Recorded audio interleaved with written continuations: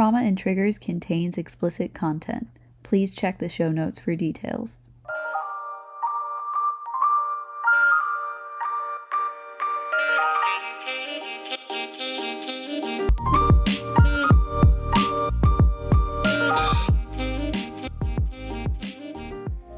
Welcome to the only podcast. The only one on the internet. This is Trauma and Triggers. We are sick and we sound terrible and we are low energy. Not low energy. Actually, we've been terrible to each other since she walked in. The Dayquil is kicking in. I feel like I could go for a jog or something. It's crazy. But yeah, welcome back.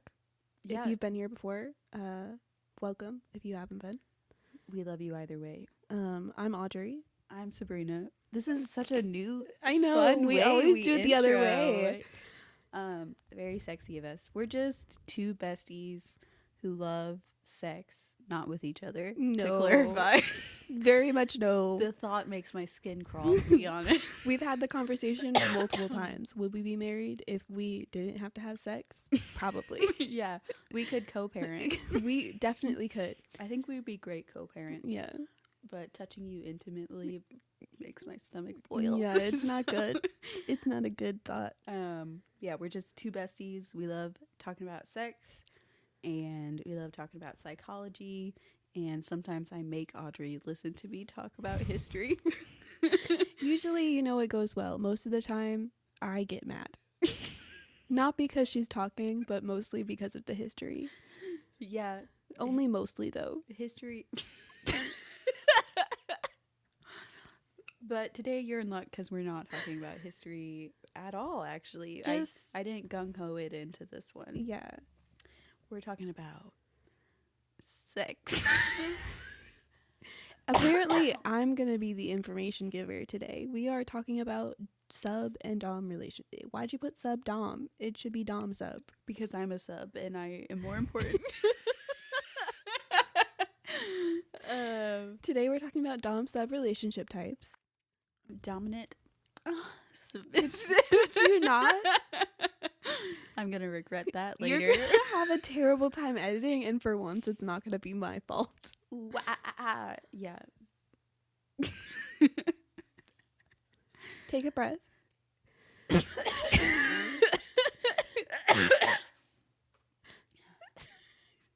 Sorry, I forgot you couldn't breathe. If it weren't for the laws of this land, I would spit this cough drop in your mouth right now. That sounds weirdly sexual. Please don't do that. The laws of this land. Nobody's forbidding you from doing that except for me. Yeah, consent laws.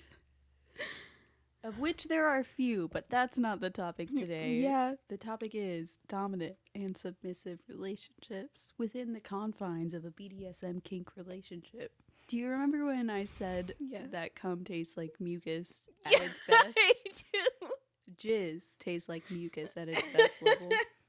Yeah, that was an interesting conversation. Yeah. We were talking about people who just love the taste of cum. Actually, I think it was related to books. Yeah. And, because they just be saying some wild shit on those pages. And generally speaking, that's, it's a bodily fluid. It's not going to taste good. It's not good. Yeah. Anyways, also not what we're talking about today. And we've already said the topic multiple times, so we don't need to do it again, Sabrina. So the topic is... I'm trying to have multiple points where I can edit in. No. Because I know there's garbage that I'm going to have to edit out. Okay. So, yeah, just a little disclaimer. Since we are talking about something that can be different depending on the person. Mm-hmm. In all dom sub relationships, look, you wrote DS there. Look at that. You had the right. Look at that. I wish you could celebrate me when I do good and not always criticize me when I do bad. That's what I wish for this Christmas. Okay. In all dom sub relationships, there are going to be some variation, such as is the relationship 24/7, a couple times a week, every few months? Is the relationship sexual in nature? We did our best to give you an overview of what these different relationships look like, but just know no two relationships look the same, much like non-kinky relationships. Yep. I mean, people are always shocked. I feel like people who aren't interested or don't know about kinky community, that like it's not all about sex, and that there's no like cookie cutter one way of having the relationship. But it's like we're all humans. You know, you're a sister to someone, but everyone's sister relationship isn't the same. Why is that so? Yeah, like it's crazy to wrap your head around. It's definitely not always going to be the same. These are just like general overviews of things that could exist. Yeah, different in types. Your relationship. I have a question before we get into it. I know that we've not gotten into it for a while, and I can tell you're getting frustrated. But on a scale of 1 to 10, how sick sexy is my voice right now? You know what I'm talking about? Is it like... Am I answering this objectively or as your friend? Objectively, because as my friend, I will never sexually appeal to you. Go ahead, talk.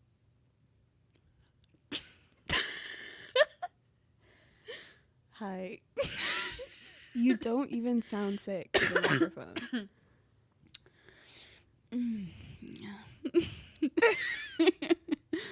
How's it going over there, One. little mama? Stop talking. Zero sex appeal or friendship appeal. Okay, good to know. I was just hoping we would get some more listeners because they are like, oh, sexy voice. No, I don't think that we're gonna get any listeners because people think we're sexy. I'm gonna be honest. I'm actually deeply hurt. There's no visuals of us out. There's no visuals. The only visual is a brain crying. But like, I feel like listening to us talk, nothing about us just speaking usually is like hot, you know. I mean, not we've like talked voice about wise. guzzling cum. Yeah, I just feel like, you know, maybe it's because that like the things we say usually don't interest me. The things we say are unappealing. They are usually quite unappealing. Okay, this is making sense. And not everybody loves that. Yeah. But I imagine there's a few oddballs out there who enjoy hearing us talk about guzzling.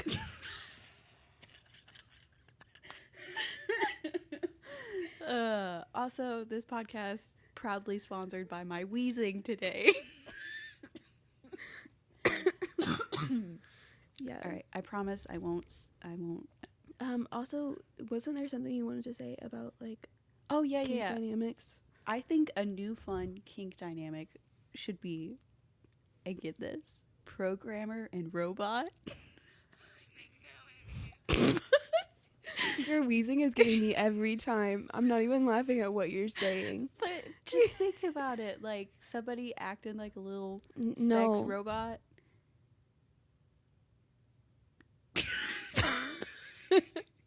You think it's hot. Come on, it's sex robot. And then someone's like the coder for them.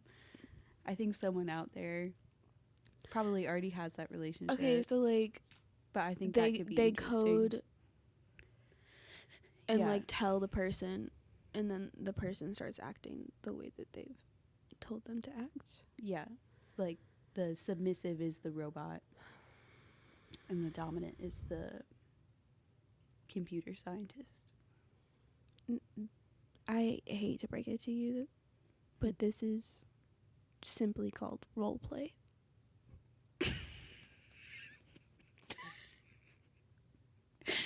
Okay, so how is everything else we're talking about not just simply role play?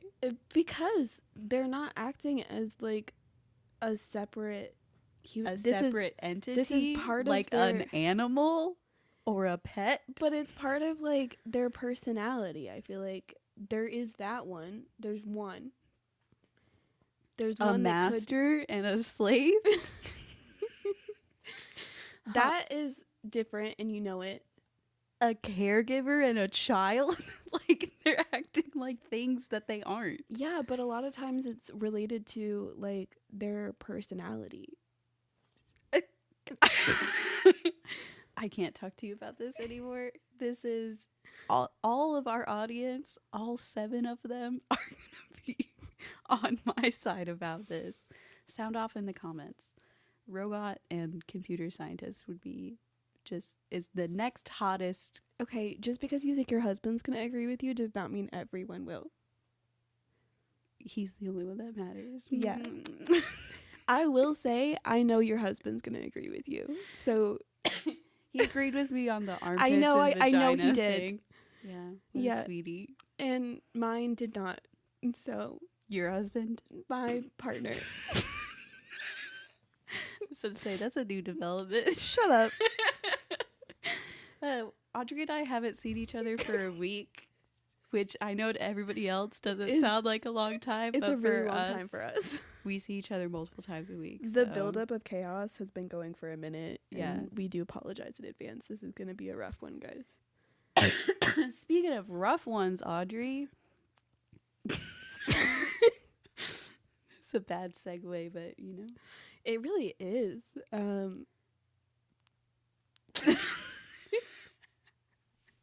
They can't see me licking my lips over here in anticipation. Don't be gross. Don't be gross. You had a lot of dick in your pants. Oh yeah, I got that dick in my pants. When we were writing, she was like, I'm gonna make you so uncomfortable, and I was like, all right, bitch, bet. Like, let's see how this cookie crumbles.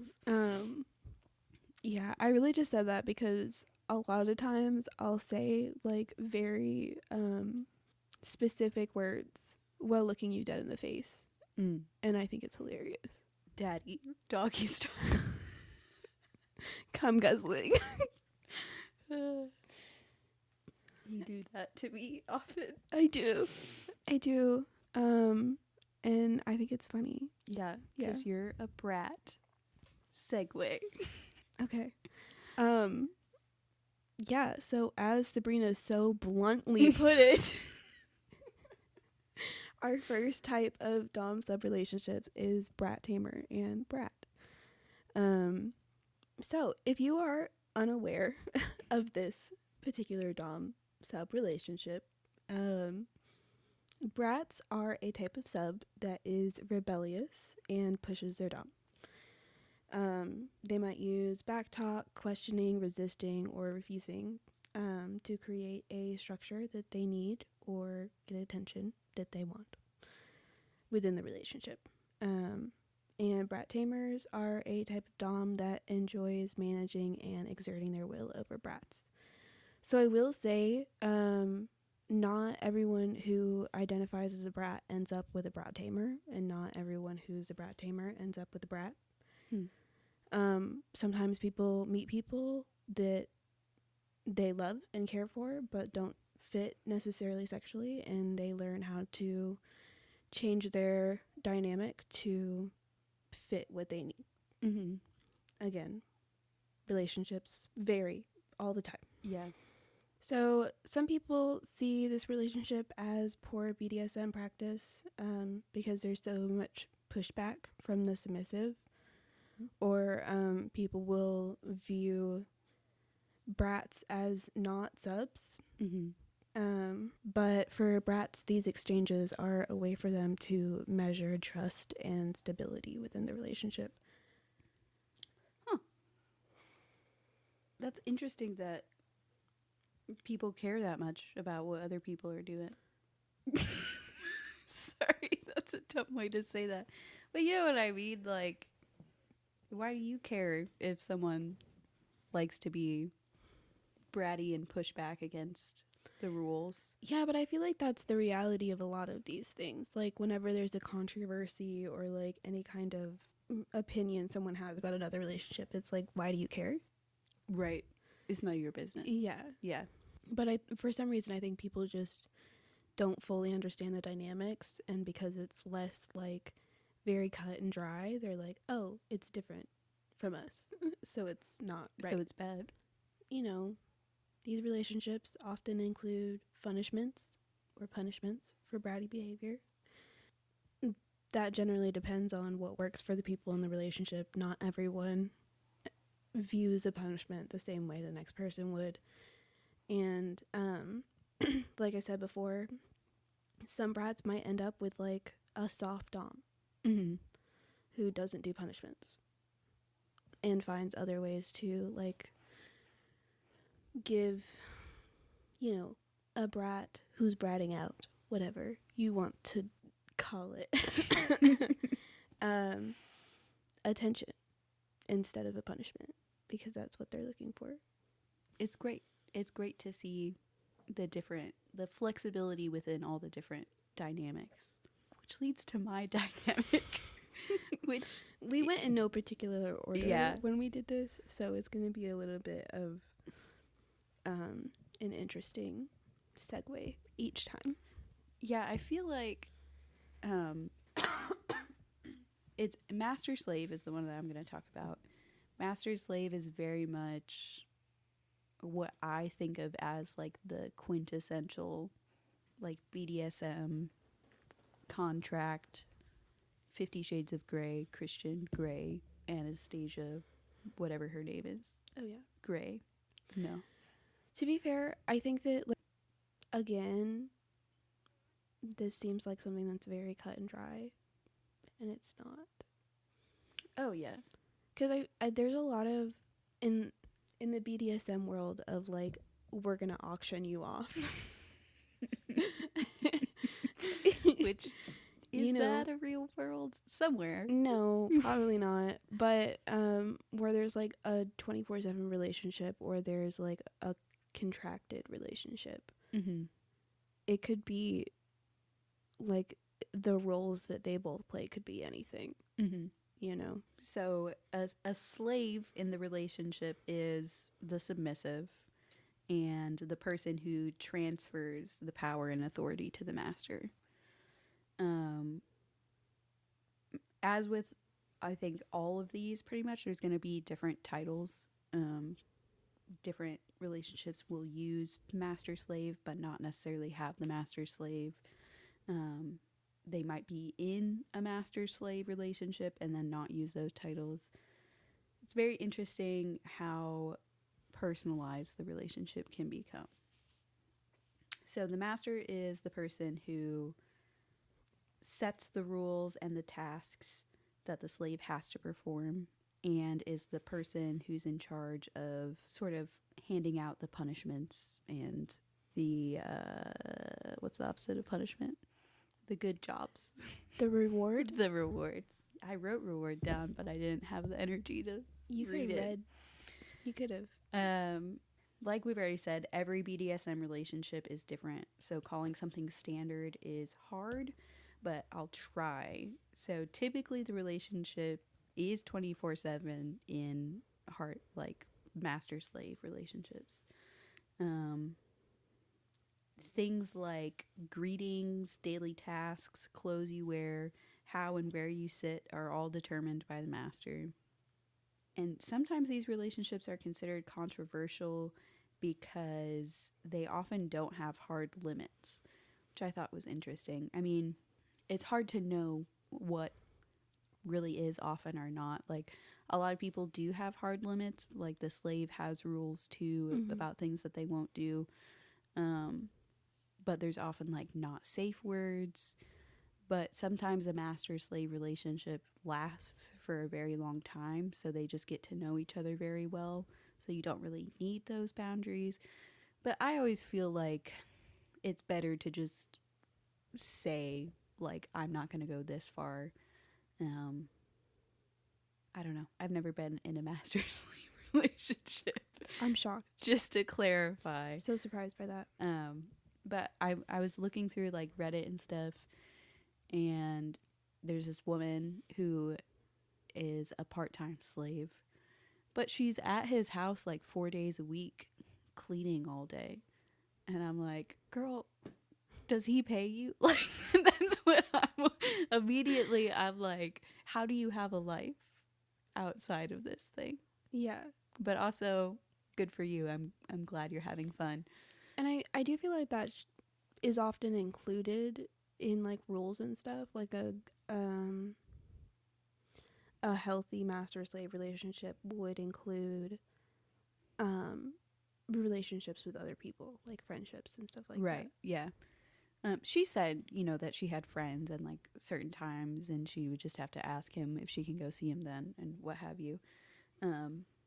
But it does seem like a 24/7 relationship is something where the dominant has to provide like your livelihood to some degree in order for you to fulfill all the tasks.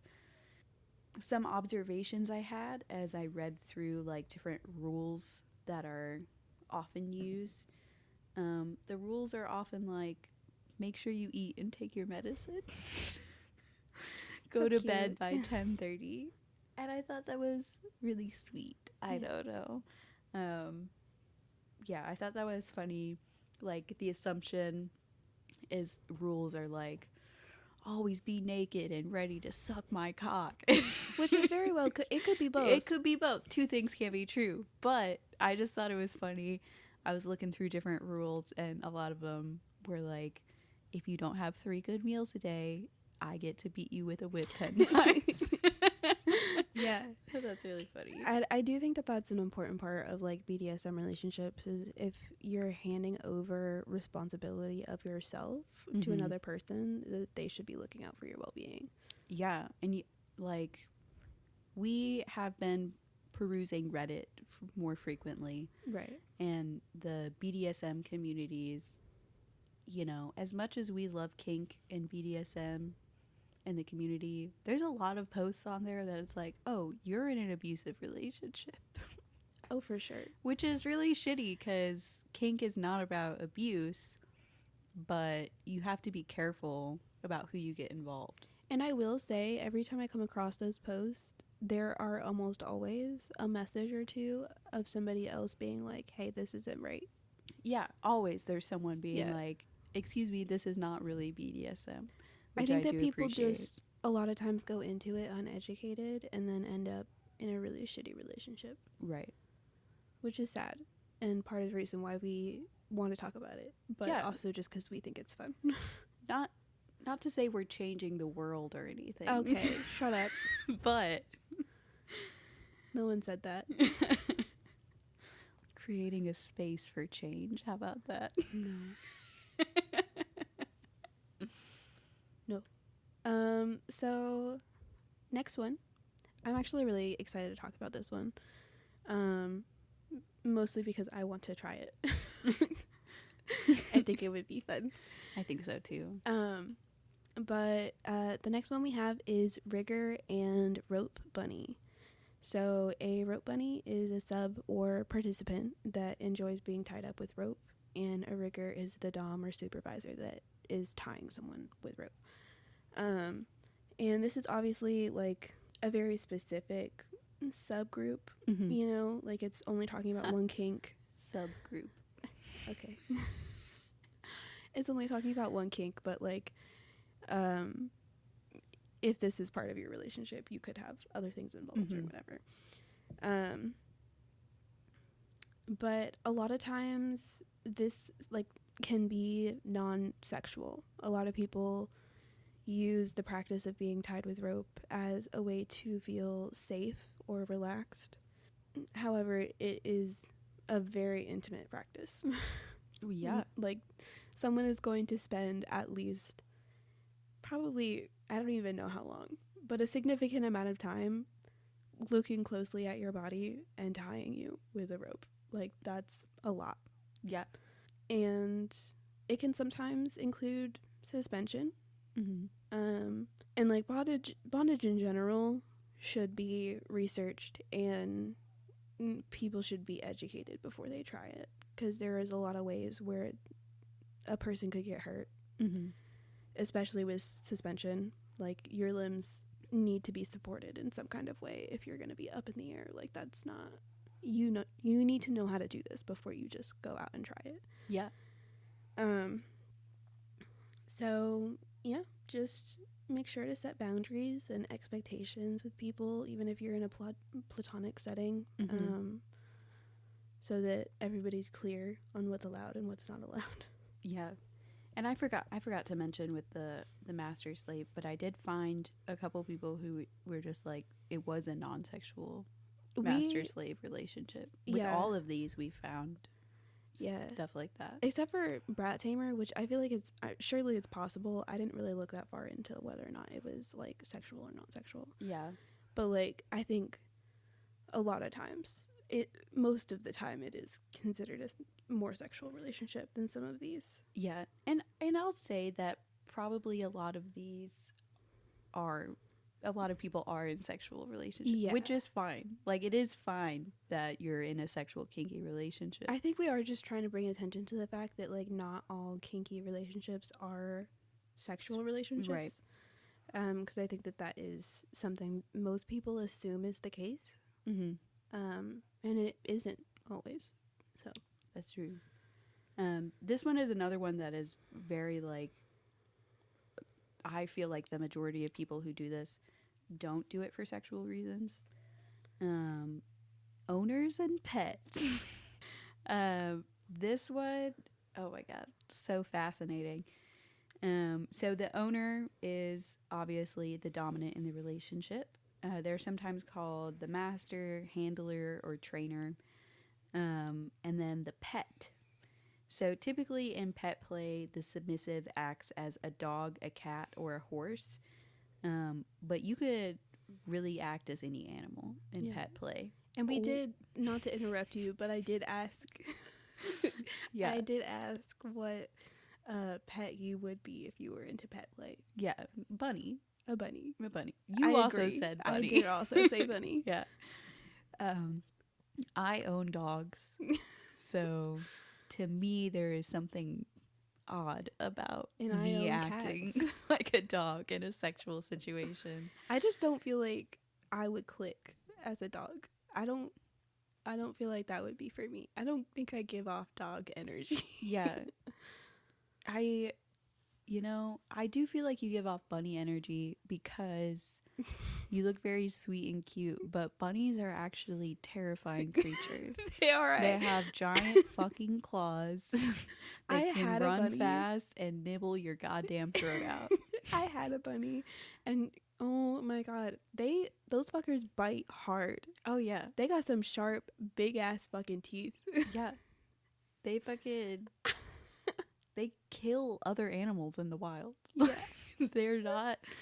I don't know why we all are just like, oh, a docile little animal. No, they'll fight to the death. They're fucking crazy. But anyway, besides the point. Yeah, so you can act as any animal in pet play. There are even people who act as hybrids of animals, which is, I don't like that. Interesting and unnerving. And I don't like that, not because it's like, kinky in a way that I don't like. Like, I'm not judging you for being into pet play, but I just don't like the idea of crossing. All them GMOs. I just like for things I like to keep my BDSM pure. I like for things to be in a very specific box. Yeah, I like categories, Yeah, if I had to do pet play, I feel like I'm like, how would I act as like a multiple dog animals? Yeah, a dog rabbit. Like, what's the rules there? Is it like? I'm assuming I would determine the rules. But yeah, but I also feel like I could understand like crossing as in like sometimes I'm taking the role as a dog and sometimes I'm taking the role as a bunny. Mm-hmm. But like a bunny dog. Mm-hmm. That's what I meant as hybrid. No. Is they act as like both. Yeah. At the same time. I don't like that. Yeah, me neither. We always, with all the kinks, we get weirdly specific about the things we don't like. We're like, we're fine with literally everything, but there's this one thing. Yeah. Another thing that was surprising is sometimes it's not a specific animal, but more of just like a generic pet, which I thought was kind of interesting. Occasionally a 24/7 relationship, but it seems to be more like scene specific, like you're just doing it while you're doing it and then you go about your life. Pet play seems to often be non-sexual in nature. The pet often performs tasks like fetching a ball, drinking from a bowl on the ground, playing tug of war. I recently listened to a podcast that was discussing a research paper about neurodivergent people and kink. And the paper was researching men who were into, I think, specifically pony play, autistic men. Yeah, I'm pretty sure I remember you talking about this. And pet play, a lot of submissive roles are very helpful for people who have a hard time with social cues or anxiety, social anxiety, feeling insecure, because it's giving control over to someone else. It's trusting somebody else to tell you what it is you need to be doing. And often no eye contact. Love it. God damn, I love it. Yeah, I think pet play is interesting. I think it's one of those things that makes people very uncomfortable. I think what makes pet play different from furries, would you say? A lot of things. A lot of things. Also, I will just say, like, just right off the bat, fursuits. Well, not all furries wear a whole fursuit. Sometimes they just wear ears and a tail. I will say I don't think they're exactly the same, but we can see some similarities. I mean, there's definitely some agreeing that there's some, for sure. There's something going on here. Did you as a kid really like to play as a dog or anything? No. I like to play house, but oh my god, did you play mermaids ever? I did play mermaids. I loved mermaids. I love mermaids. I also did a lot of like Avatar The Last Airbender came out when I was a kid, and a lot of like, are you a water mage, an earth mage, a fire mage, or an air mage? That I was checks always out in the air for mage. you. That makes sense. Yeah, because I'm so imaginative and creative. You're an air mage. I feel like you would be fire. Because I'm a fascist? No. Are you calling me a fascist? No, I just feel like fire fits you better. Yeah, I get that. But in the context of The Last Airbender, the firebenders were fascists. Well, that went against me inherently as an anarchist child. Yeah, but Zuko wasn't. No, it's his name, right? Zuko? No, he was. I mean, initially he was. Initially, but he was people trying. Grow and change. Jesus. I mean, I'm like Hogwarts classified as fucking what's it called? Slytherin. Yeah. And that's not a good thing in the movie. That's true, but the movies are wrong. Slytherins are wonderful people. That's what I'm saying. Ain't nothing wrong with being I'm sorry that I was 7. Like, I don't know, and I had biases towards people. You're the one. You just now said, oh, so you think I'm a fascist. You said that right here, right now. As a 23-year-old, you're right. So, God damn, I need to take accountability. I'm a Hufflepuff, by the way. Yeah, I knew that already. And, okay. And they say that Slitherpuffs have the best friendships. I love that for us. So cute. Anyway. They're also, no, because Hufflepuffs are like, there's like a common dynamic or something like that with Hufflepuffs and a different, with Dom Sub. What is that about? What? I feel like you told me this. You told me this. I told you what? About like Hufflepuffs and what is it, Gryffindor? Gryffindors, yeah. That Hufflepuffs are often like a dom in that relationship. Not that you are. We've already discussed that part. No, I don't remember talking to you about this. Who said that to me? I don't know. I don't know who would tell you that. I don't know either. It was just something I heard. I don't know that there's any truth to it. Well, probably not, because it's all what fake. House? it's all fake. All fake. It's all fake. Nothing's real. Anyway, so that's pet play. So on to another dumb sub relationship that people usually find uncomfy. We have caregivers and littles. Age play. Yeah, age play. But I am also going to talk about age regression, not like in detail, but I feel like there is a difference between age play and regression. Age play is something people like actively choose to do for similar reasons, but there's still, it's not unintentional. It is an intentional act to do age play, right? You get what I'm saying? Yeah. Age regression is often like a response to trauma, or I feel like there's I really need to look up things before I just say them out loud on this podcast, but I feel like there is a connection to age regression and people with autism on some level. But I'm not positive of that.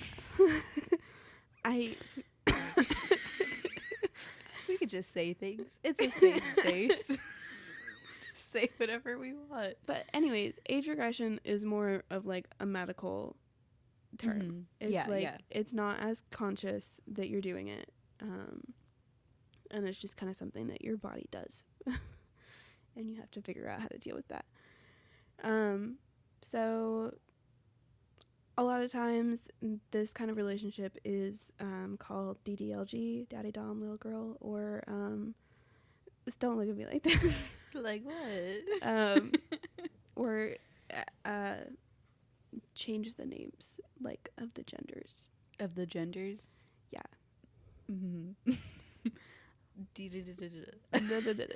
I don't know. I don't know. What are they? I guess mommy. Yeah. Mommy, little boy. Mommy, little girl. Yeah. Mommy, child for the non-binary folk. Yeah. Daddy, child. Parent, child. So anyways, because of that, we're going to stick to caregiver and little while we talk about this, because I don't want to have to deal with the differences in genders and everything like that. They're both just gender neutral terms for... I do want to take a second to call back to our research when we were looking at different articles and they kept listing female, like, what did it say? It said female-led relationships. And it was like, a female could be involved as the dom or sub in any of these relationships. Right. I don't know why that kept happening, but yeah. Anyways, so this relationship usually centers around age play or age regression of some kind. The little enters the headspace of a child ranging from infant to adolescence. The caregiver typically takes on a nurturing role and cares for the little. They provide structure and control within the relationship. So being a caregiver does not always mean that they are a dom.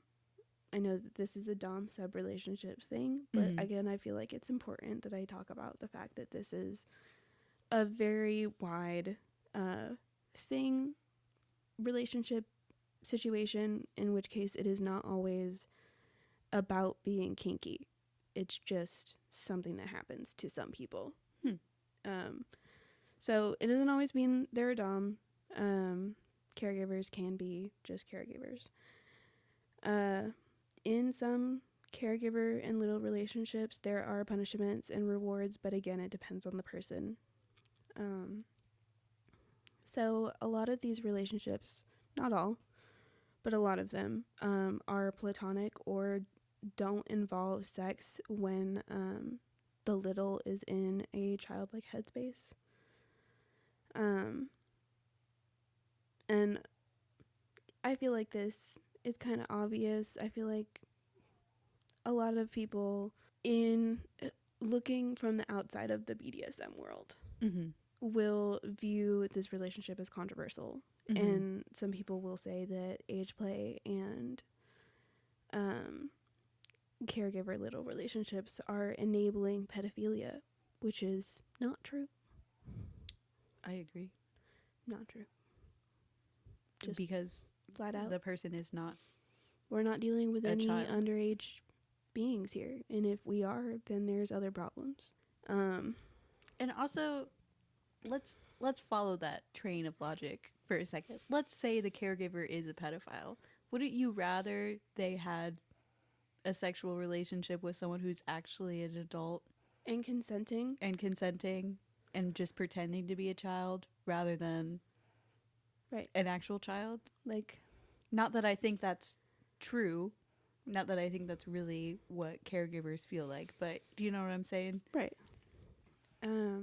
So yeah, there's definitely some misconceptions about the whole caregiver and little thing, and I really don't think it's that big of a deal. I think some people need to learn to mind their own business. Yeah. I will say age play is one of those kinks that I'm glad that people like it, but for me, I think yucky. I think that once I get past the idea that like some of these people are having sex while pretending to be a child, I can relax a little bit knowing that a lot of people don't do that, you know? Mm-hmm. Because then it's just kind of like, okay, like, Meh. do what you gotta do. Like, Whatever. I can understand how some people would enter this headspace and be like, this is relaxing. I don't have to take care of myself. Mm-hmm. And like, I have somebody else who's looking out for me, and I know it's a healthy relationship. And like, I get that. That's fine. That's what a lot of this is based on. Mm-hmm. Yeah. So if you want to color and sit in a diaper, do what you want to be do. happy With the wide range of ages that are available. I don't know. It's chill. So yeah, that is caregiver and little relationship. Yeah, the one that your partner was like, do an episode about this. He said specifically do DDLG, and I was like, I'm not gonna uninclude people. Let's be inclusive. God. So the last one on our list is a personal favorite of mine. Not personal in the way that I practice this. Let me clarify. Personal, and I think that it's fascinating. And I first heard about it probably while I was researching cucks. So it's another one of those where it's a role and also it is a practice that you can do in a bunch of different relationships. Key holders and caged. I couldn't find a better name. Yeah, we spent a minute thinking about but like, to be fair, I was being democratic about it, and I was like, person who is caged, and she was just like, caged. So okay, that's how we got key here. holder, person who is caged, whatever. So obviously the key holder is the more dominant in the relationship. So it refers to someone who holds the key to a chastity device that the submissive wears. Devices like cock cages and chastity belts. Cock cages are fascinating. There's a lot there. A lot there. This is another episode where I feel like we went very broad, which I do enjoy. But I would love to just have a whole episode about cock cages. We already did the cuck community. Cock cages. We can't.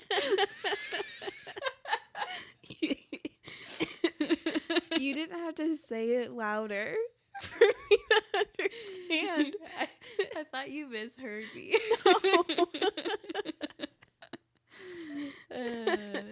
But no, cock cages are fascinating. I was just saying that I don't think that we could do a whole episode about cock cages.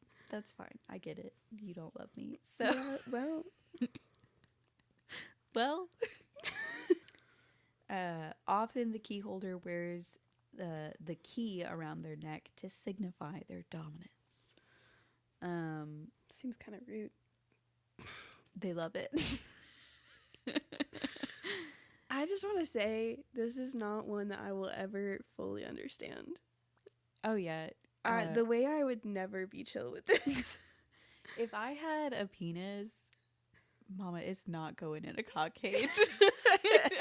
I can tell you one thing. My cock, not in that cage. Not in any cage. No. There's a cock cage that pushes... May I continue? Yeah.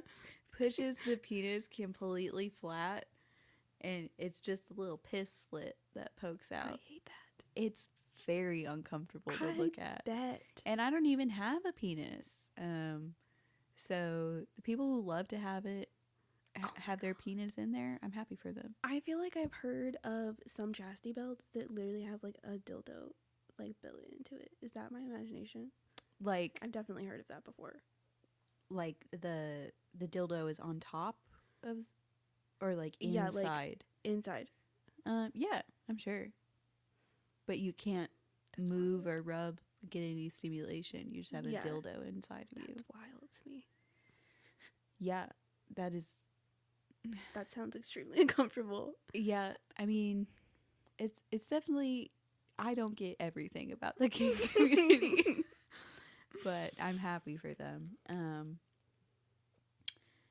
So recently I heard about Locktober, which is the people who are in these key holder relationships are locked up for the month of October and either can't orgasm or have to orgasm like anally only. Yeah. Followed by No Nut November. And then Denial December. Yeah. But No Nut November and Denial December are not directly connected to this group, right? I don't think so. No, no, they're not. But this group does use them. Yeah. So often, like the main sexual play of key holders is orgasm denial, and like you can't orgasm for a certain amount of time, or you can orgasm only in one certain way, you know? Yeah, it's very interesting. And it's interesting that key holders can be like, I was reading on lockcock.com. I can't even say it right. Lockcock.com. And you can, they were talking about how if you can't find someone who will do it for you, you can just give the key to a friend. So I guess there is a way to have your key holder be in like a platonic relationship. I'm a supportive friend, but if you ever you asked me to hold the key to your cock cage, I would have to say maybe. Like, I would do it, but I would also I would need to sit down and have a conversation with you. That's a lot. That's for you to ask me to do. Yeah. Yeah, if one of my male friends came up to me and was like, I have something serious to talk to you about, and they asked me to do that, I would. Do these people just like, is it a consent violation if you like just don't tell them what the key's for? Oh, absolutely. I would say so. Okay. Yeah, I think the website was encouraging informed consent. Okay. I mean, because I would almost rather somebody handed me a key and didn't tell me what it was for, just that it was important. You think it's like the key to a safety deposit box with like money in it, and then one day they ask for it back, and I'm like, all right, here you go, and like I don't ever have to know. I'm cool with that. Yeah. I will say I would rather somebody did that than told me that it's a key to their cock. Like I don't want to know that. I feel like I would want to know. Really? Yeah. If I was someone's key holder, I would want to know. I wouldn't do anything with it. Why would you want to know? I just am nosy and like to know things. You know that about me. That's fair. But yeah, but it is a big thing in the cuck community, and in just a lot of BDSM has some sort of chastity practice. There's CBT. Which is not cognitive behavioral therapy. Oh, no. No. Cock and ball torture, for those of you who don't know. Who gave us microphones and told us we would be good at this? We did. We gave ourselves permission. Yeah, but I love hearing about and knowing about all the different kinks. Yeah. And everybody. Now I'm going to ask you a question that you don't want to answer. Let's say you were, of this 6 on here, you had to, for the rest of your life, be in one of these relationship types. Which one would you choose? That's a great question. I would probably choose Breaker and Rope Bunny. That makes sense. Yeah. I really don't have a problem with a lot of the, like, with some of, not a lot, but some of these relationship types. Like, I would probably indulge some parts of them, but not like be in a full relationship of it, if that makes sense. Yeah, I feel like I'm very much in this stage of like it's amuse bouche time. You know, I'm wetting the palate, the different kinks. What do I like? Yeah. Let me sample this and that. I don't want to settle down and commit just to a few fun things, you know? Like, I'm being not a horse dog. Am I? Yeah. I don't want to do that. I don't want to be a horse dog. You can't make me. I don't know. And I did see like a few people talking on Reddit about like wanting a caregiver but not actually being into age play. Yeah, that makes sense. Which is like, that's fair. You know, that makes sense to me. Yeah. Yeah. Because like, would I ever be into pretending to be a child? No. It's just not it crosses a boundary for me. I'm not comfortable with it. For me, no. I don't want to do that. But like, do I understand why somebody would want a dom who just enjoys taking care of them? Absolutely. Yeah. That checks out. Do I want to pretend to be 7? No. Do I want someone to hand me coloring sheets, markers, and a juice box? Absolutely. Every day I want that. Every day I want someone to be like, you just have an hour to go do this. Yeah. I'll take care of everything else. My God, this is so off topic, but I was on TikTok the other day, and this woman has a cozy hobby room. Amazing. Like, there's just an entire room in her house devoted to hobbies. There's like a whole PC set up. There's a TV. There's a bunch of like comfy like areas to sit. Mm-hmm. She has arts and crafts. Wow. She has everything in this room, and I would cry. I would actually cry. That's the dream. It for looks so Gen nice. Zers. Yeah, when I buy a house, I want to have an extra room, soundproof it, set it up as a recording studio, and then have all my yarn and my painting supplies. And it's just comfy, blankets everywhere. Yeah. Everywhere's a blanket. Yeah. It just sounds so nice. She's living the dream. She's doing great. She's happy. I don't even want a sex dungeon. I want a hobby room. I kind of want both. Really? Yeah. No, to be fair, because I would be perfectly fine with like just having some BDSM components like in my bedroom that are not like super obvious. Right. I don't necessarily want or need an entire sex dungeon, you know? Like, that's it does feel like for me. A lot. It's a lot. A lot of maintenance. But yeah, if I was given the choice between the two, absolutely a cozy hobby room. We can fuck in the cozy hobby room. I don't care. Yeah, you can fuck anywhere. You can only do your hobbies so many different places. Right. Make space for what matters. I have questions about sex swings. Okay. And I'm sure you have the answers. You're sure? I'm certain you do. Okay. I don't think they would be fun. Really? Yeah, I feel like, are they adjustable? Like, I'm the sure height they're and adjustable. Stuff? Okay. They have to be adjustable. That's good. Yeah, I don't know. I mean, I'm not saying really as in like I think they would be enjoyable, but I don't think they would be unenjoyable.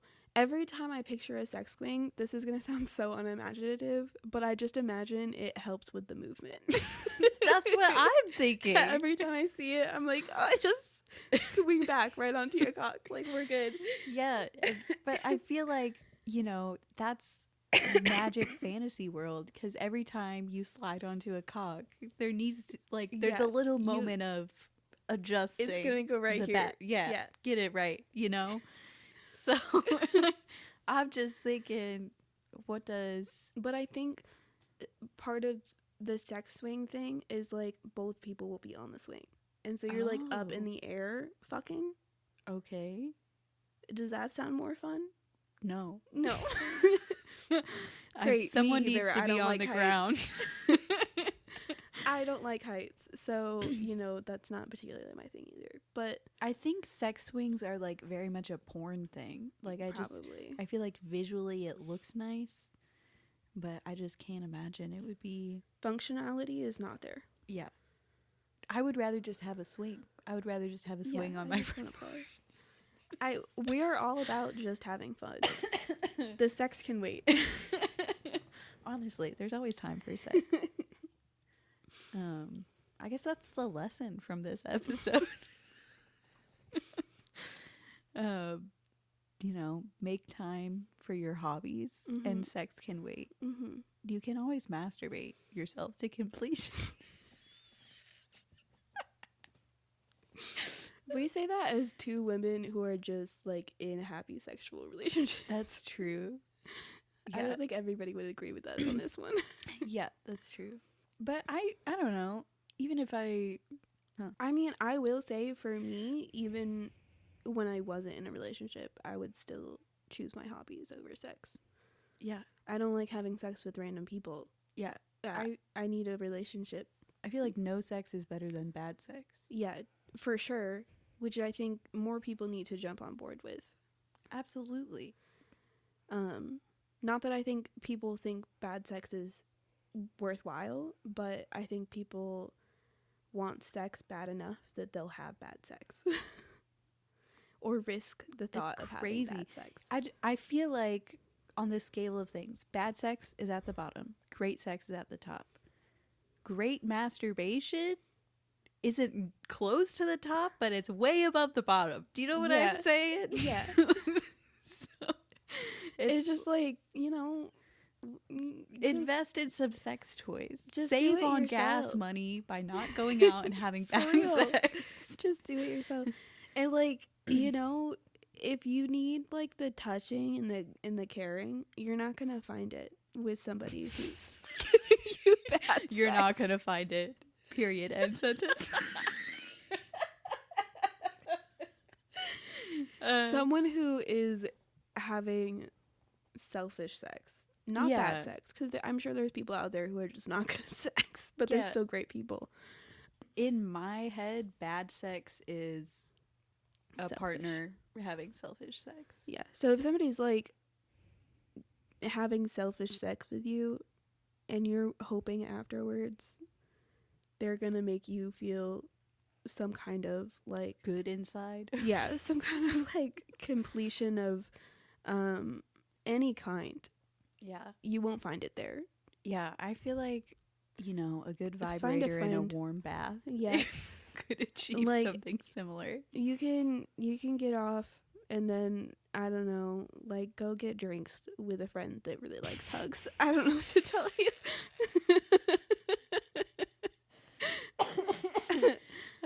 That's so funny.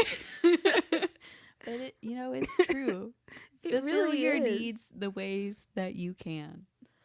Honest. I heard about AI sex robots that will learn how to pleasure you best, and then like you can set like different cycles. So you're like, I just want to come really fast, or you're like, I just want to edge for a while, or like I have a meeting in 2 hours, so I only have an hour and 30 minutes. That's wild. And I'm like, wow. Our children are gonna have just the greatest time in the future.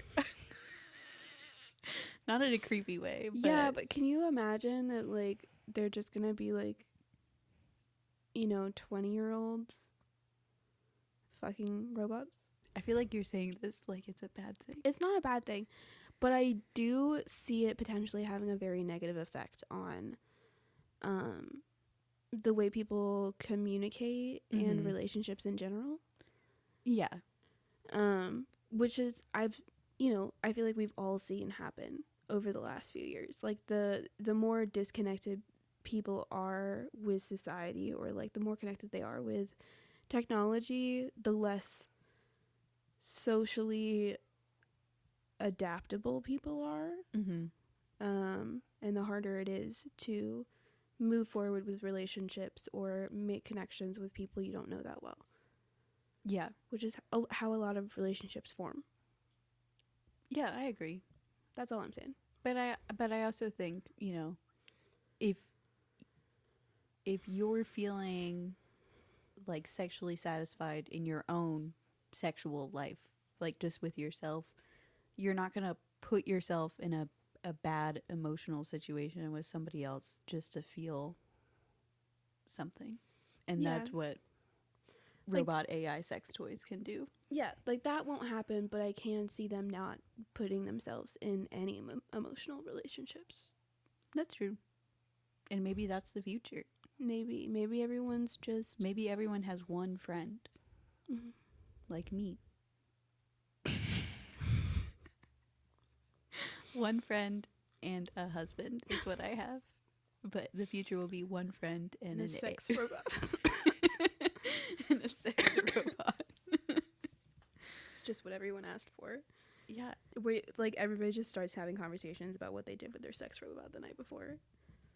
You won't believe. Girl, you won't believe. There is in Germany a sex robot brothel. Yeah. Wow. Yeah. Let's go to Germany. Germany really has a lot of things that I want to see. Yeah. Universal healthcare.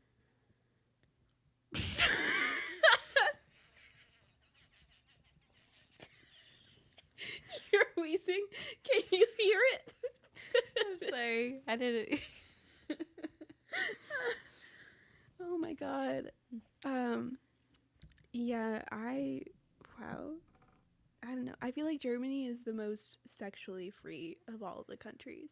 They have like some of the most known sex clubs and like BDSM clubs. Apparently a robot brothel. Love. What else is there? Public nudity is mostly acceptable. Public nudity is mostly acceptable. They're also, scat play is legal. If that's what you're into.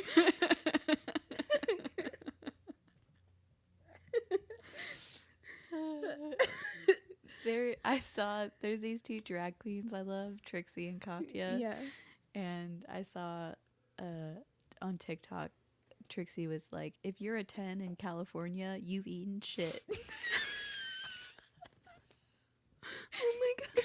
Because they were talking about how all the hot people in California love eating shit and piss. What the fuck? And I was like, that is mind-boggling. I imagine the shit eaters to be little mole people, which I feel like is an unfair stereotype in my head. But that's just how I feel. I also feel that way. But, I think that there is also something to be said about the more power you have and the more money you have, the weirder people's sex lives seem to become. Yeah, because you're bored and you want to feel something. Yeah. You want to feel that sweet brown nugget slide down your throat. Stop! Sometimes I feel like I'm cursed with my own thoughts, so I want to share them to the world. You know, at some point, imagine how much it hurt you to hear me say that. I had to think. You've lived with your own brain for years. I was forced upon it. You consented over and over again. At some point, I really do believe somebody is going to listen to our podcast and cry. Oh, yeah. I think we will get hate mail. I do too. I think we will get flagged on Spotify. I have legal insurance if we need a lawyer. That's something to look forward to. The future's bright for us. It really is. God, I just coughed my whole lung out. That was awful. So this has been a very interesting episode. Oh yeah. It's been a wild ride. From start to finish. It always is with us. I think the amount of educational content in this is less than the amount of bullshit. Which, you know, we joke about that being the usual, but is definitely not the usual. Usually there's about an hour of educational content and like 15 minutes of bullshit. Yeah. You know, new year, new us. Let's let the bullshit fly. All of our listeners love the bullshit. They're the shit eaters.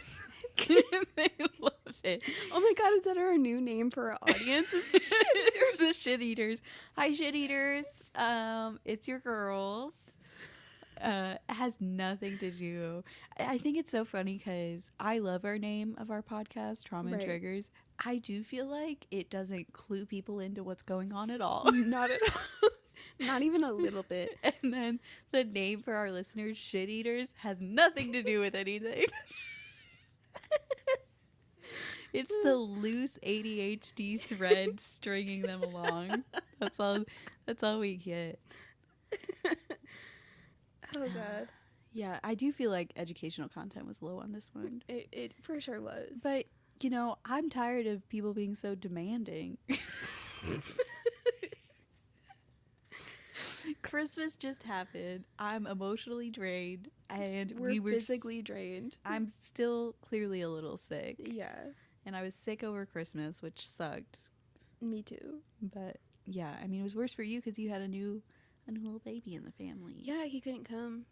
Poor baby. Because we were all sick. I also will say the new little baby isn't mine. So. Oh yeah, sorry. Some people Sometimes already I knew people that. Don't know you. Yeah, some people already knew that, but I want to say that. Let me be clear. Yeah. Yeah. You didn't just give. No, I didn't. Okay. We love you guys. Sometimes. You shit eaters. Goodbye. Wait. No. No. Wait. I have to pee. Okay, we love you. Goodbye. We have a Reddit and so many other things at Trauma and Triggers Pod, at Trauma and Triggers. Okay, love you. Bye. Bye.